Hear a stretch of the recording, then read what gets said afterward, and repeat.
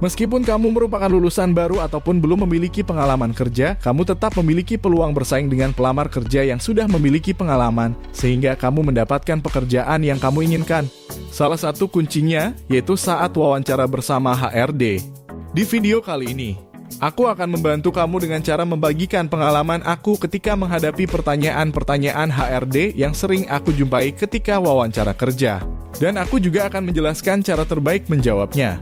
Pertanyaan ini aku susun mulai kamu masuk hingga kamu keluar dari ruangan HRD. Sebagai bonus, di akhir video aku akan memberikan tips yang tidak boleh kamu tanyakan ketika interview agar kamu tidak gagal saat melamar kerja. Agar kamu mendapatkan ilmu berharga ini, diharapkan kamu menontonnya sampai selesai. Namun sebelum itu, kamu boleh like dan subscribe terlebih dahulu agar kamu tidak ketinggalan informasi penting seputar dunia kerja lainnya yang akan kami upload setiap hari. Supaya kamu mudah membayangkannya, maka di video kali ini aku mengilustrasikan nama aku sebagai Hendry Pratama yang baru saja lulus dari UGM. Aku sedang melamar kerja di perusahaan yang merekrut karyawan sebagai staf operasional dan aku sedang diwawancara oleh HRD yang bernama Amelia. Di setiap pertanyaan aku akan memberikan jeda waktu agar kamu bisa latihan versi kamu. Apakah kamu sudah siap? Yuk kita mulai. Pertama, mulailah dengan memberikan ringkasan singkat tentang latar belakang pribadi, alamat domisili, pendidikan, pengalaman kerja ataupun pengalaman magang relevan, dan kemampuan khusus yang Anda miliki. Sebaiknya pada tahap ini kamu jawab secara singkat saja, karena sebagian besar sudah kamu cantumkan di CV. Terima kasih sudah datang tepat waktu. Sekarang, coba perkenalkan diri Anda. Terima kasih atas kesempatannya, Bu. Perkenalkan, nama saya Hendry Pratama, saya merupakan lulusan manajemen Universitas Gadjah Mada di tahun 2023. Saat ini saya berdomisili di Jakarta. Meskipun saya baru lulus dan belum memiliki pengalaman kerja, namun saya juga telah memiliki pengalaman magang selama 3 bulan di salah satu perusahaan yang bergerak di bidang operasional. Sehingga saya memiliki pemahaman dan ketertarikan di bidang operasional.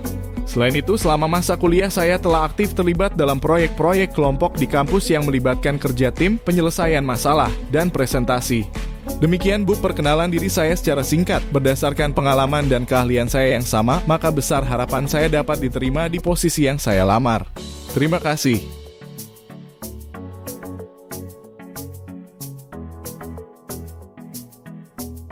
Pada tahap ini sebenarnya HRD ingin tahu seberapa efektif iklan kerja yang mereka sebarkan. Kamu bisa menjawabnya dari mana informasi tersebut kamu dapatkan. Entah itu dari akun Instagram, aplikasi lowongan kerja, dan lain sebagainya.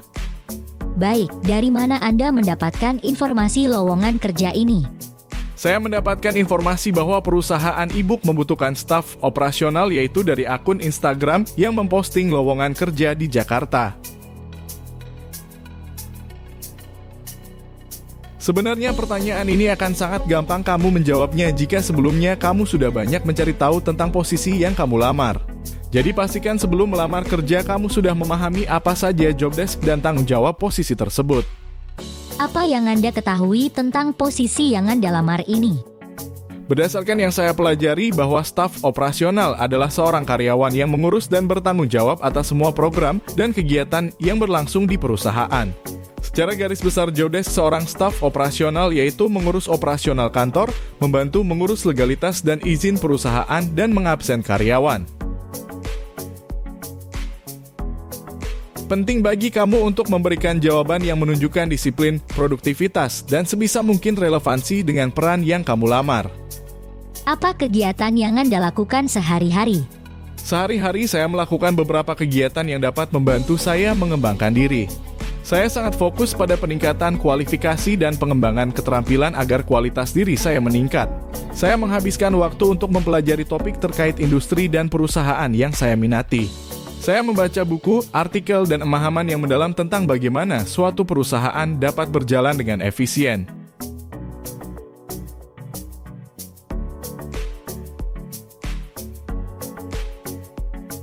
Pada pertanyaan ini, usahakan kamu untuk menjawab tentang kelebihan yang kamu miliki berkaitan dengan posisi yang kamu lamar.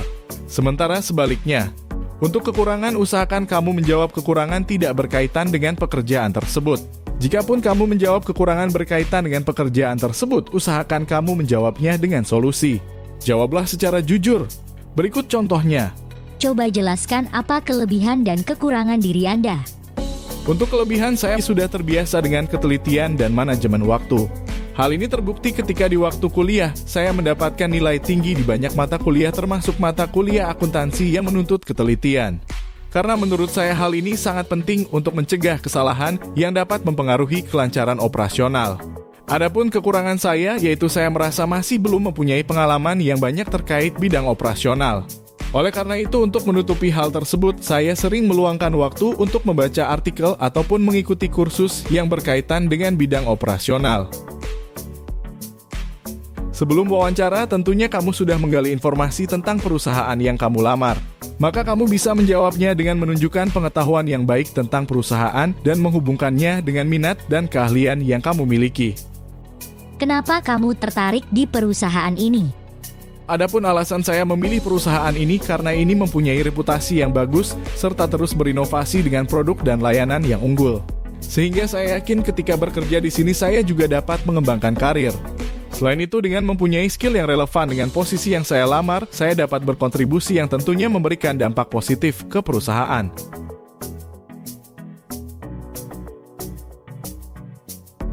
Pada pertanyaan ini, sebenarnya HRD mulai menguji kelayakan kamu di perusahaannya. Untuk jangka pendek, kamu bisa jelaskan niat kamu untuk menguasai pekerjaan yang kamu lamar dengan baik. Kamu ingin memahami proses dan tugas yang terlibat dalam peran tersebut, serta siap untuk beradaptasi dengan cepat. Sementara untuk jangka panjang, kamu bisa menjelaskan ambisi dan motivasi kamu dengan optimis di perusahaan tersebut. Apa rencana panjang kamu? Coba jelaskan rencana jangka pendek dan jangka panjang kamu. Untuk jangka pendek, saya ingin mempelajari lebih banyak lagi tentang operasional dan yang berkaitan dengan pekerjaan yang saya lamar. Saya juga ingin terus meningkatkan skill agar mempermudah saya bekerja. Sementara untuk jangka panjang, saya ingin sekali untuk mempunyai posisi yang lebih daripada yang saya lamar saat ini. Meskipun dengan tanggung jawab lebih, namun saya yakin saya bisa.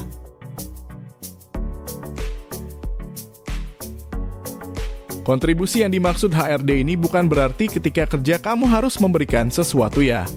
Tapi yang HRD maksud adalah selama kerja hal apa yang bisa kamu lakukan untuk membuat perusahaan mampu terus berkembang. Kamu pun bisa menjawabnya begini. Lalu apa kontribusi yang bisa kamu berikan? Ketika saya sudah diterima, saya akan berkoordinasi dengan atasan saya. Agar saya tahu hal apa saja yang menjadi perbaikan dan hal apa saja yang menjadi prioritas. Sehingga setiap yang saya kerjakan sesuai dengan target perusahaan. Pada pertanyaan ini, akan lebih bagus jika kamu menjelaskan bahwa sebelumnya kamu juga pernah menghadapi dan kamu berhasil melewatinya. Selain itu, kamu juga bisa jelaskan alasannya. Pekerjaan yang kamu lamar ini menuntut bekerja di bawah tekanan. Apakah Anda siap bekerja di bawah tekanan? Saya meyakini bahwa bekerja di bawah tekanan adalah bagian yang tak terhindarkan dalam lingkungan kerja. Saya telah mempersiapkan diri dengan baik untuk menghadapi tekanan tersebut.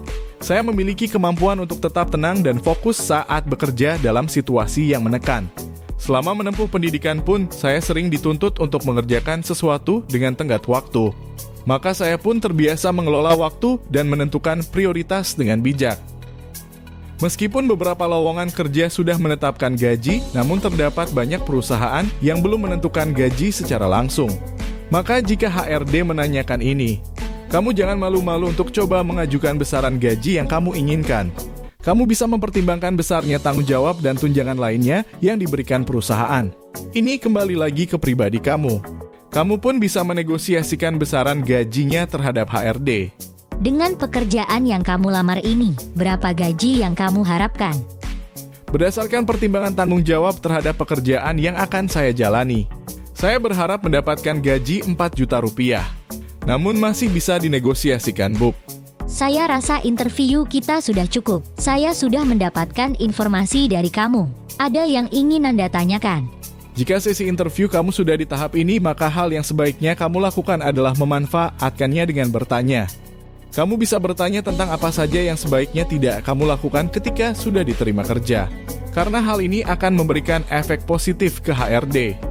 Ia akan merasa dihargai dan menganggap kamu memang bersungguh-sungguh dan berhati-hati ketika kamu bekerja nanti. Tentunya ini akan membuat HRD lebih mempertimbangkan kamu agar meloloskan kamu. Namun perlu sebagai catatan, aku sarankan kamu tidak bertanya berkaitan dengan hak cuti maupun libur. Karena ini akan berkesan negatif ke HRD mengingat posisi kamu sebagai pelamar bukan sudah menjadi karyawan. Demikian video seputar pertanyaan wawancara yang pasti akan ditanyakan oleh HRD. Tentunya mengetahui pertanyaan HRD dari video ini akan sangat membantu kamu mempersiapkan diri untuk memasuki dunia kerja dengan lebih siap dan percaya diri. Tips untuk kamu lainnya akan kami upload setiap hari.